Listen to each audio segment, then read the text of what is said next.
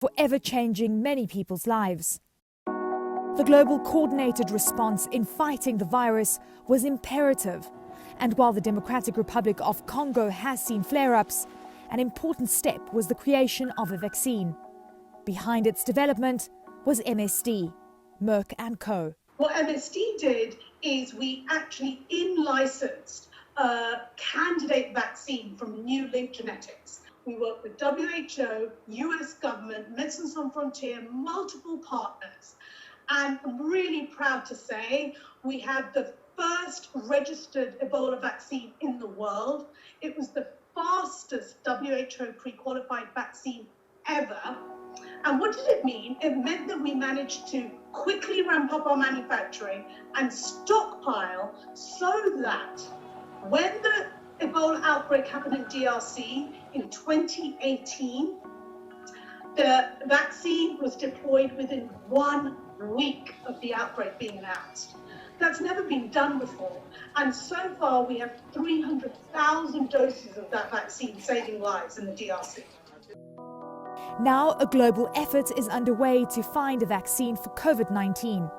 This year, we are seeing unprecedented collaboration amongst all the R&D companies in my industry. It's absolutely amazing.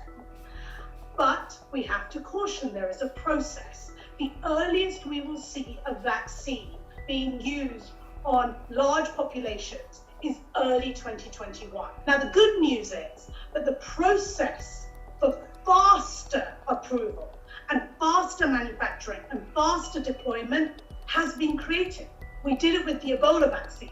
So we can leverage all of those partnerships and platforms to get the next vaccine out much, much quicker. In the fight against COVID-19, speed and safety are vital. Lessons can be drawn from the Ebola outbreak, and it starts with leadership. I think in Africa, a lot of our leaders have been brave and courageous to signal an outbreak very, very quickly. Right? We learned from Ebola that we as citizens are the first line of defense.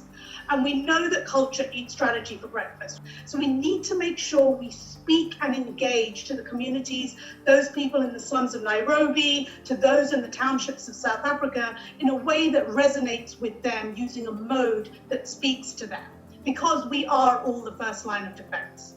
And then the last thing we learned from Ebola, especially on this continent, is that we need cooperation, collaboration.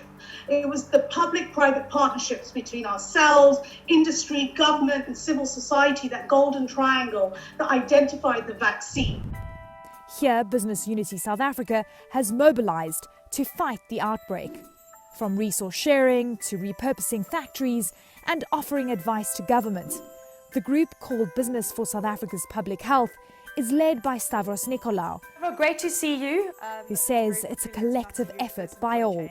This pandemic is far bigger than just the private sector or the public sector or civil society. It really requires everyone to come together. A big casualty of the lockdown is jobs and the economy.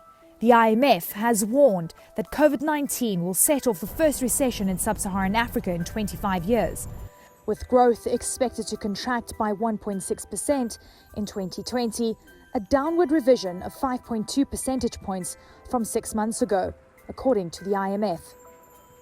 Let's talk about how the healthcare sector is going to deal with an influx of COVID-19 patients that are going to be critically ill.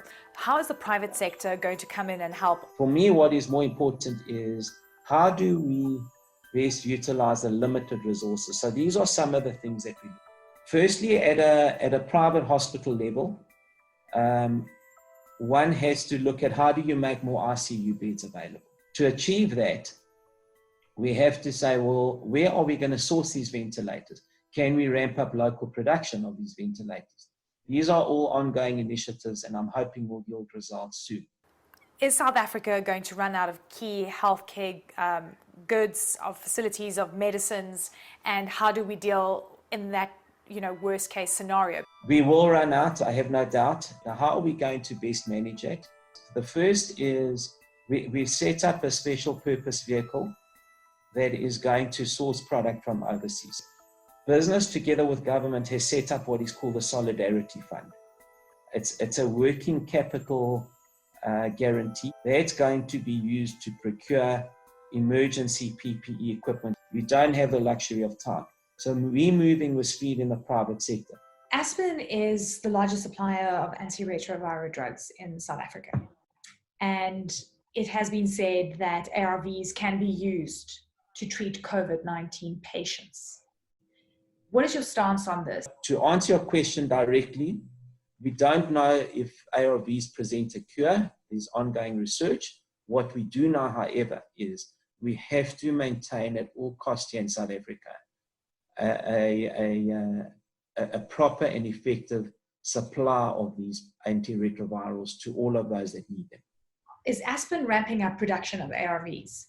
We will readjust our manufacturing schedules and configurations to fall in line with what the COVID priorities of the country. So if, for example, we're making a cough syrup somewhere, and that's not so necessary, and we need to make an analgesic, then we will readjust production plans to accommodate it. So we're in close contact with government on that. Do you think Africa is equipped to deal with the coronavirus? I'm seeing a country that's mobilizing together in the right direction, confronting the challenges and starting to coalesce around a common goal. So through all the fatigue and the tiredness, your spirit does get lifted when you just have a look at how people, ordinary people, and people that are better resourced are rallying around behind us.